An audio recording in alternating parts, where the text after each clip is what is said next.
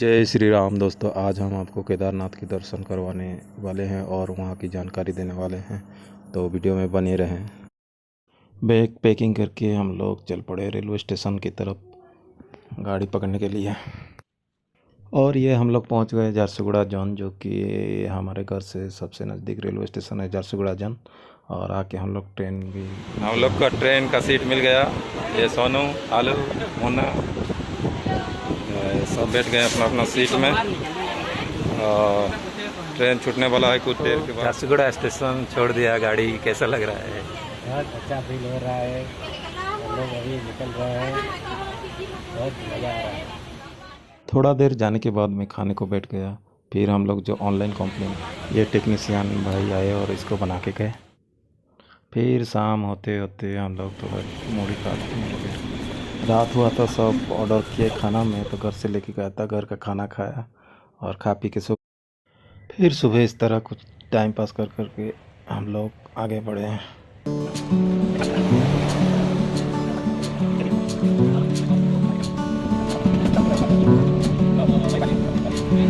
अभी हम लोग और 10-15 मिनट में हरिद्वार पहुंचने वाले हैं। और ये देखिए पिंटू सर का हालत, ठाकुर जी का हालत, इसका हालत। तो फाइनली हम लोग हरिद्वार पहुंच गए हैं। टाइम 9 बज गया। 9, पूरा 9 बज।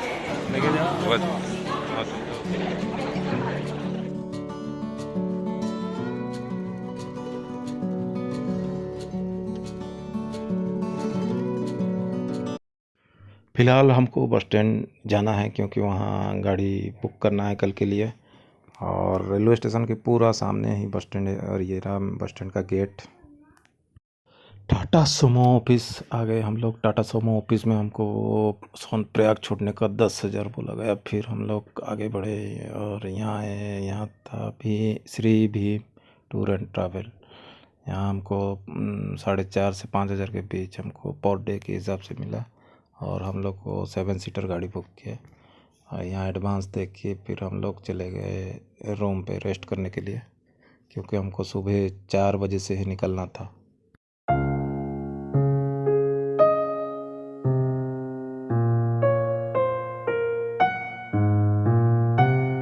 Shri Bhim tour and travel में हम लोग अपना गाड़ी बुक किया। और ये है हरिद्वार का बस स्टैंड, जो कि पूरा रेलवे स्टेशन के सामने है।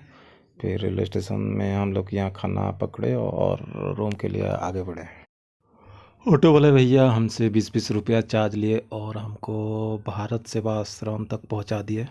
सामान वो हो गया। मेरा भाई आलू पूरा थक गया है। रूम ठीक था 800 रुपया में, और क्या ही मिलेगा।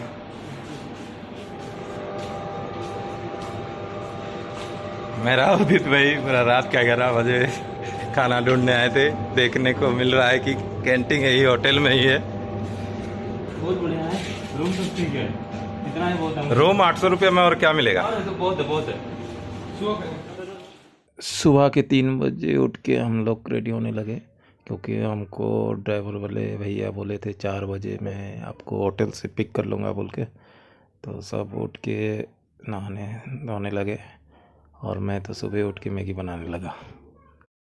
हम तो सुबह टाइम पे रेडी होके हम लोग यहाँ वेटिंग पर बैठे हैं, मगर ड्राइवर वाले भैया को फ़ोन कर रहे हैं तो आ रहा हूँ बोल के अभी तक नहीं आए हैं। देखते हैं कितना बजे आएंगे।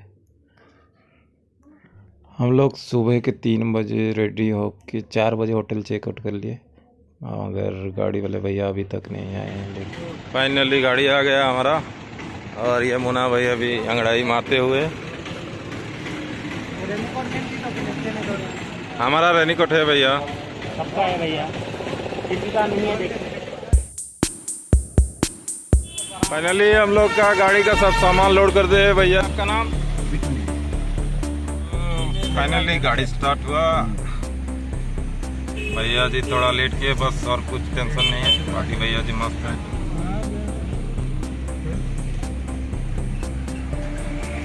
4 बजे निकलना था हम लोग को, पूरा 6 बजे निकल रहा है।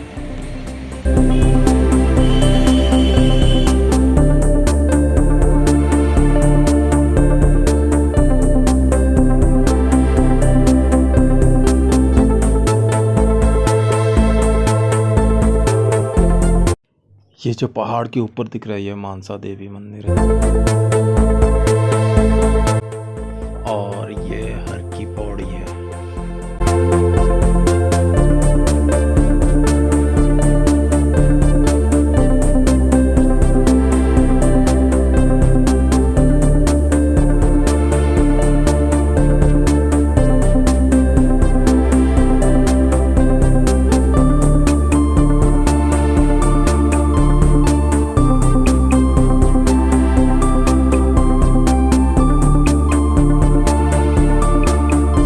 अरे ये देखिए बैग कैसे गाड़ी से गिरा। तो जब भी आप यात्रा शुरू करें गाड़ी में सामान लोड करके उस पर तिरपाल जरूर डालें। यहाँ मौसम कभी भी बदल सकता है और ये देखिए कैसे गाड़ी से पे गिर गया, इसीलिए तिरपाल जरूर डालें।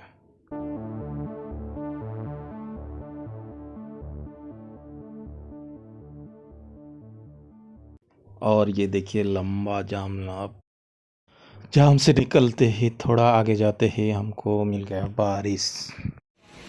अचानक हुआ मौसम खराब, बारिश हुआ जोर शोर। हमारा बैग में तिरपाल नहीं था, अभी डालना पड़ रहा है भैया को। इसीलिए जब भी आप हरिद्वार से यात्रा शुरू करें वहीं से ही ड्राइवर लोग को बोल के तिरपाल डलवा दीजिए। डस्ट से भी बचे रहेगा और बारिश होगा तब भी बचेगा। हमारा सामान बिक गया और हमको आगे जाके बहुत दिक्कत हुआ। फिर हमको बारिश को छोड़ के आगे जाना पड़ा और हम लोग ऐसे नज़ारे देखते हुए आगे बढ़े और ये नज़ारा हमको बहुत अच्छा लगा। तो हम लोग यहाँ थोड़ा रुक गए और यहाँ फ़ोटो वोटो लिए और मैगी बनाए। और 1 लाख रुपये क्या कहता है? 1 लाख रुपया और सेकंड वाला ही इतना लंबी जाम में लगभग 40 किलोमीटर जाम है बोल रहे हैं। और हमको कम से सोनप्रयाग पहुँचते पहुँचते 1 बज जाएगा बोल रहे हैं।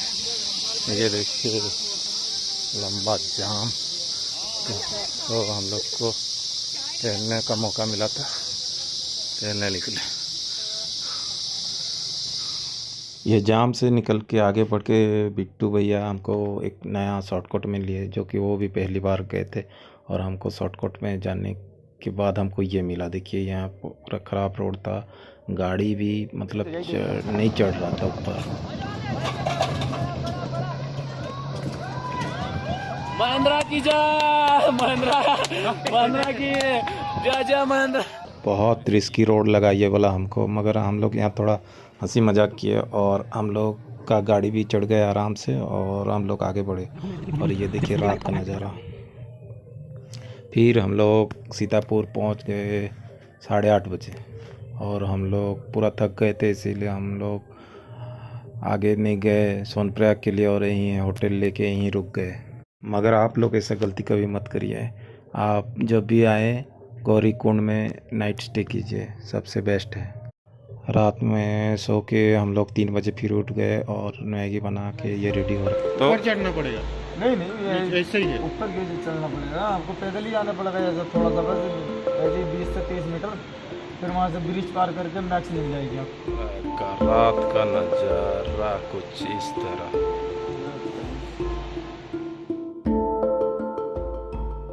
हम लोग होटल से चेकआउट करके निकल रहे हैं बैग लॉकर में रख के गौरीकुंड के लिए। सुबह का 5 बजा है और यहाँ से गाड़ी जाम हो गया। हम लोग यहाँ लाठी खरीदे। लाठी ज़रूर आप भी खरीदिए, वरना पहाड़ चढ़ने में बहुत मुश्किल होगा। सोनप्रयाग में उस दिन बहुत भीड़ था और हम लोग भीड़ से आगे बढ़ते हुए हम लोग आगे चले। गौरीकुंड जाने के लिए टैक्सी पकड़ने के लिए हम लोग आगे बढ़े, मगर टैक्सी स्टैंड में भी इतना भीड़ था जो हम लोग टैक्सी ही पकड़ नहीं पाए और हम लोग पैदल ही गौरीकुंड चले गए। ये देखिए भीड़, कितना ज़्यादा भीड़ था। ऐसा गलती मत करिए। आप जैसे करके भी सोनप्रयाग से गौरीकुंड टैक्सी में आइए, वरना यहीं से ही आपका स्टेमिना ख़त्म हो जाएगा तो आगे आप क्या पहाड़ चढ़ोगे। यहाँ पे सब अपना स्वेटर निकाल लेते होंगे क्योंकि बहुत गर्मी हुआ। सीतापुर से गौरीकुंड लगभग 6 से 8 किलोमीटर हो जाता है, जो कि हम लोग फालतू में पैदल गए क्योंकि गाड़ी ही नहीं मिला। तो क्या करें, हमारे पास और कोई उपाय नहीं था, हम लोग चले गए। और ये देखिए यहाँ लिखा है 16 किलोमीटर, मगर सब यूट्यूबर बोलते हैं 22 किलोमीटर। ट्रैकिंग स्टार्ट हुआ कुछ खाने के बाद करेंगे हम लोग। एंट्री माइनस कर दो। स्टार्ट करना तो यहीं से थोड़ा फल मूल खाना चाहिए और फल मूल खा के आराम से अपना यात्रा आरंभ करें। ये देखिए दोस्तों, गौरी कुंड में कितना ज़्यादा भीड़ है। इतना ज़्यादा भीड़ था तो आगे जाने को भी मुश्किल हो रहा था। अभी जा रहे हैं गौरी माता के दर्शन करने।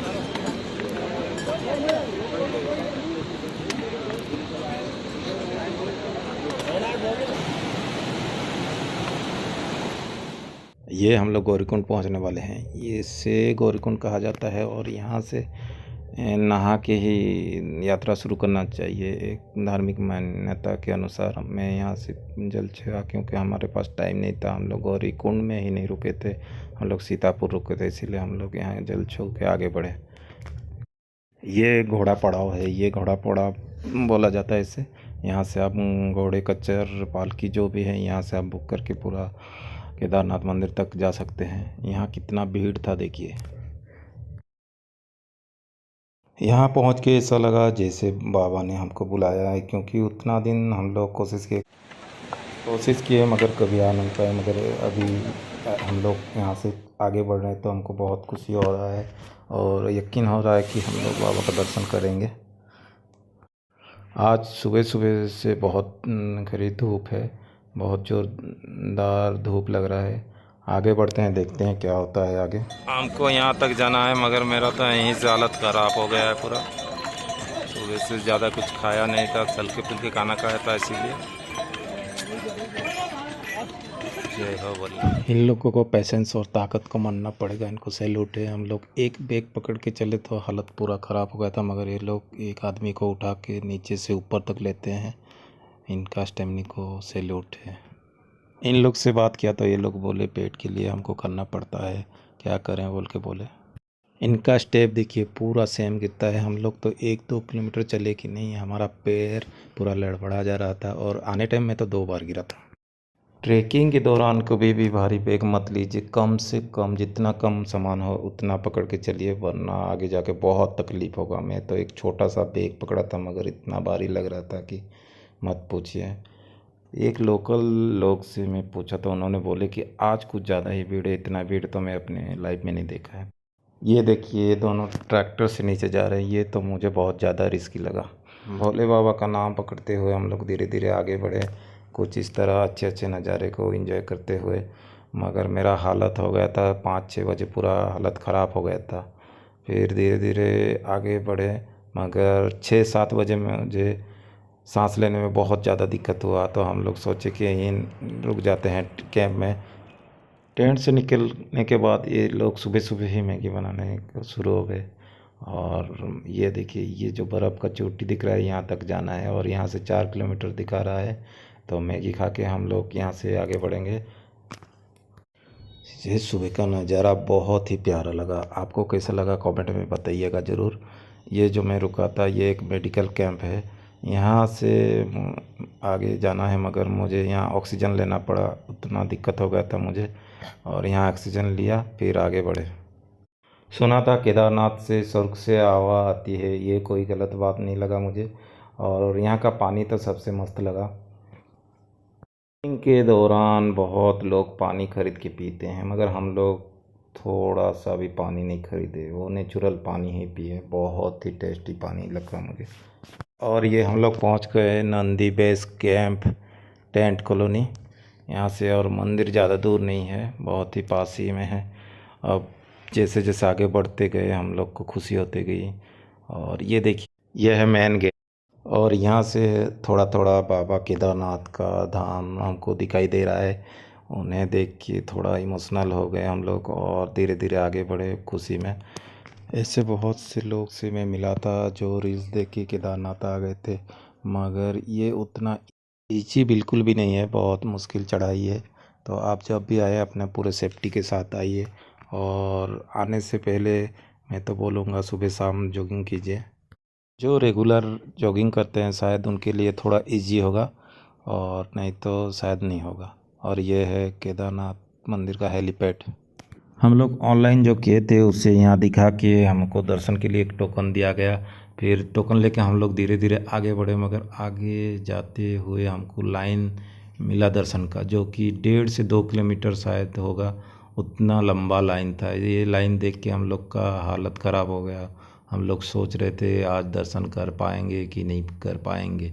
फिर हम लोग यहाँ एक होटल ढूंढे, बुक किए रूम, और नहा धो के दर्शन के लिए हम लोग बाहर निकले।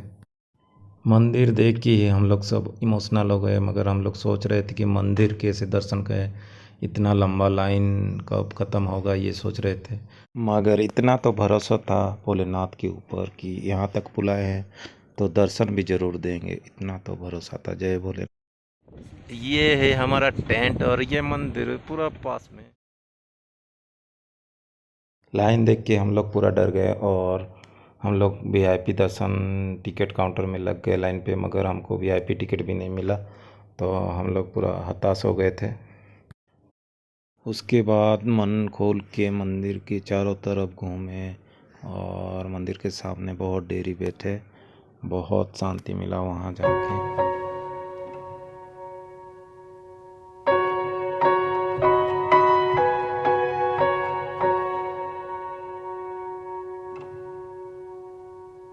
वीआईपी दर्शन टिकट नहीं मिला, इसीलिए हम लोग चले गए भीमशिला दर्शन करने के लिए, जो कि मंदिर का पीछे ही है।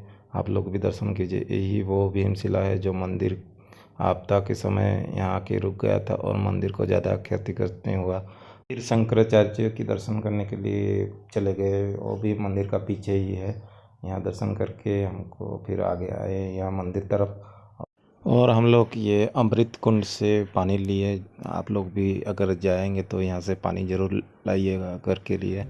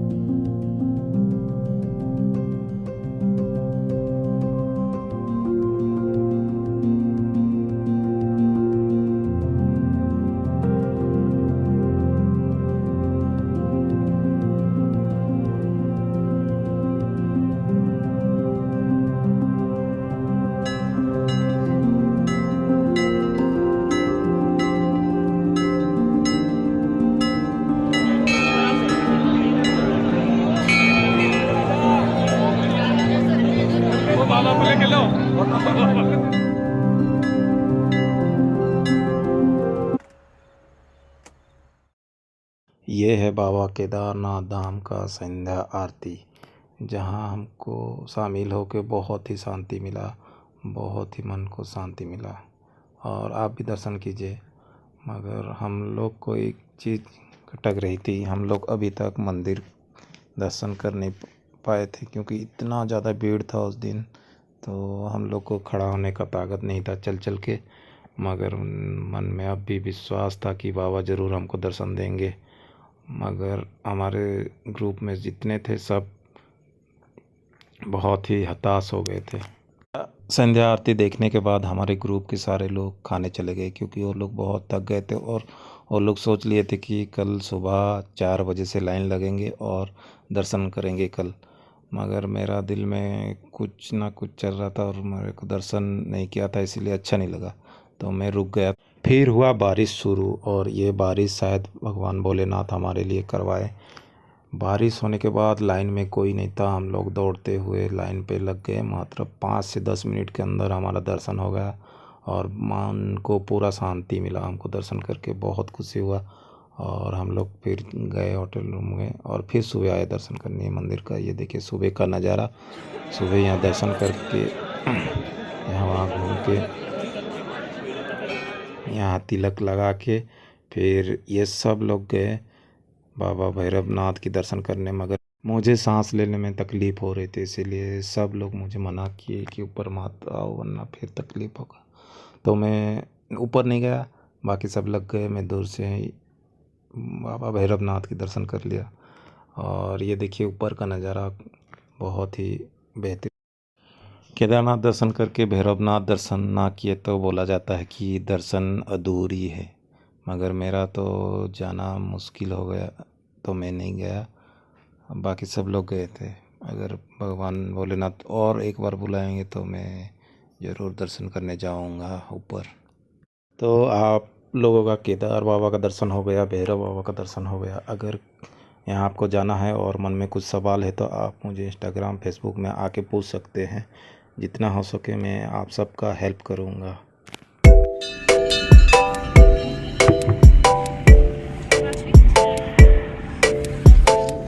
बाबा भैरवनाथ की दर्शन करने के बाद सब नीचे आए और हम लोग लगभग 9 बजे से नीचे जाने के लिए चलना शुरू किया और आगे बढ़ते गए।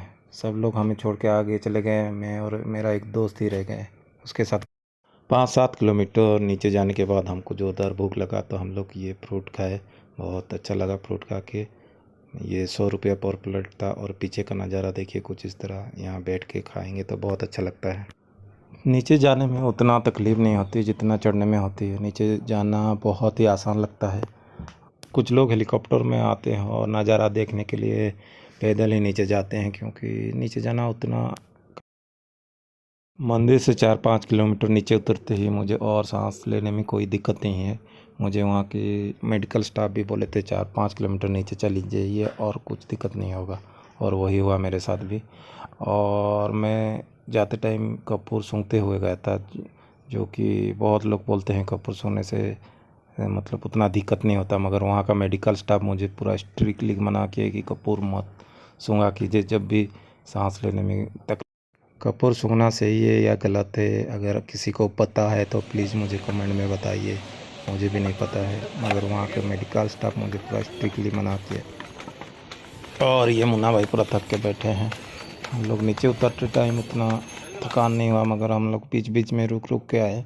और घोड़े कच्चर का मॉल इतना गंदा होता है एक एक जगह, जो मैं 2 बार स्लिप होके गिरा उसमें। और ये हम लोग लगभग 5-5:30 बजे ये गौरीकुंड का ये मेन गेट जहाँ से ट्रक स्टार्ट होता है वहाँ पहुँच गए।